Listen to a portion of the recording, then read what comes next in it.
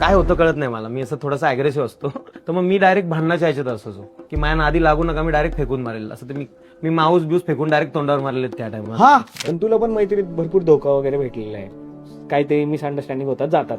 माझा प्रॉब्लेम काय आहे का, की मला जास्त एक्सप्रेस नाही होतं की माझं प्रेम आहे कोणावर काय आहे, आणि गैरसमज लोक खूप करून घेतात. म्हणजे आता काय माहितीये का, नीट घडत नाही आपल्याला मनासारखं, जे हवंय ते होत नाही, करतोय आपण काहीतरी प्रयत्न, मग आपण मित्रांकडे जातो आणि मग रडतो आपण की बाबा हे असा विषय काय होणार. कॅश 25 लाख. तर आम्ही असं गादीवरती जसे 25 लाख मस्त साडे केले, त्यांनी झोपून फोटोग्राफी केली फुल.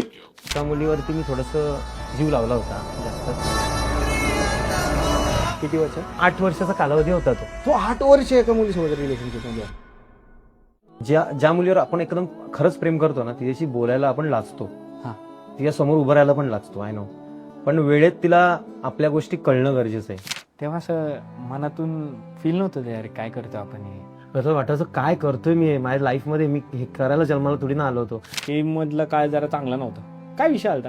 म्हणजे असं समजा की तुम्हाला सर्वांना माझ्याबद्दल 10% माहिती असेल. बरं, ज्यांना माहित असेल असं वाटतं की त्यांना माझ्याबद्दल माहिती आहे, नाही माहिती कोणालाच. मी शेअरच नाही करत काय. तर मधल्या काळाचं तुम्हाला सांगतो की माझा मित्र आहे, त्याचा आडनाव आहे, तर त्या आडनावाचेच ते सर.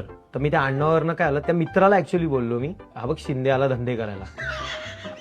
आणि त्याच टायमाला ते सर आले. मुलींना काय डिप्रेशन येईल असं बरं? काय कल्पना आहे, मुलींना समजणं डेंजर आहे. मग काय करायचं? सिच्युएशनशिप, मायक्रो रिलेशन आलेत आजकाल ना. हा, बेंचिंग भाई मायक्रो रिलेशनशिप, भाई मायक्रो सिम होते. मायक्रो रिलेशनशिप म्हणजे असं दिसतं. दादा पहिल्यांदा पॉन कधी पाहिलं होतीस?